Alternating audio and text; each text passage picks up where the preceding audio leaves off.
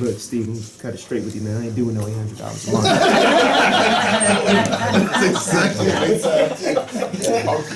I hear you. I hear you, Anthony. I hear you.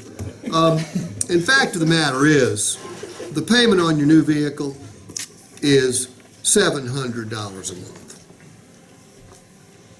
But you gotta wonder why I'm showing you 800, don't you? I'm curious. Okay, you're trading a vehicle in, Anthony. You owe more on it than it's worth. We talked about this. You asked us to pay it off, and I said we would, and we will happily do that for you. But please recognize this. The payment for your new vehicle is only $700 a month. The payment for your old vehicle is $100 a month. And let me tell you how we arrived at that. Do you have a phone handy? Yes, sir. Do me a favor.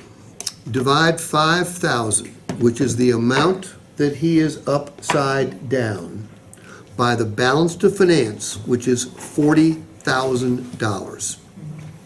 0.125. Multiply 0.125 times 800.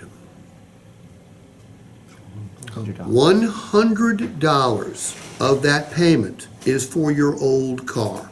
But like we talked about, you're gonna eat that. We're gonna get rid of it. So when you get done paying for this vehicle, you are going to have zero negative equity. However, look, we're gonna do it your way. You tell me which way works best for you.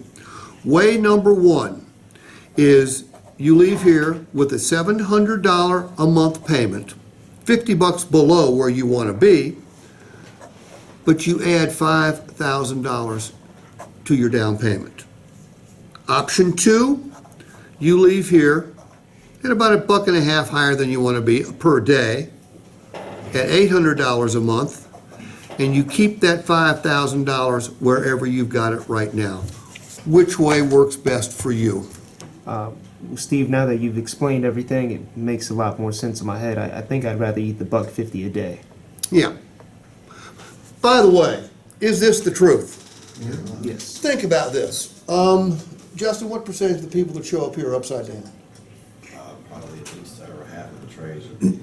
Okay, statistically speaking, and this comes from an insurance company that does GAP, almost 50% of the people that trade cars are upside down. Okay, so that's about right. Is that our fault? No. But who's taking the heat for it? We are.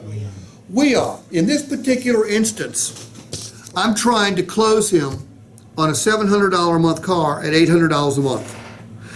If our desking system was written by car people and not software people, that desking system would shoot out a split payment every single time there's negative equity. It'd be there $700 for the car you're buying today, Carter, and $100 for the car that you're trading in today, okay? Now, what might this prompt the customer to do? Put my money down. Get your cousin and take your payments on a trade-in. Say again?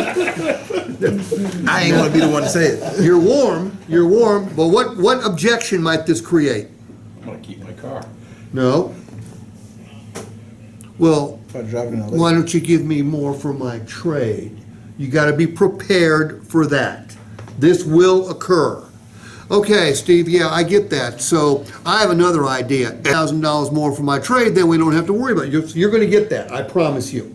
So you need to be prepared to defend the trade-in as well.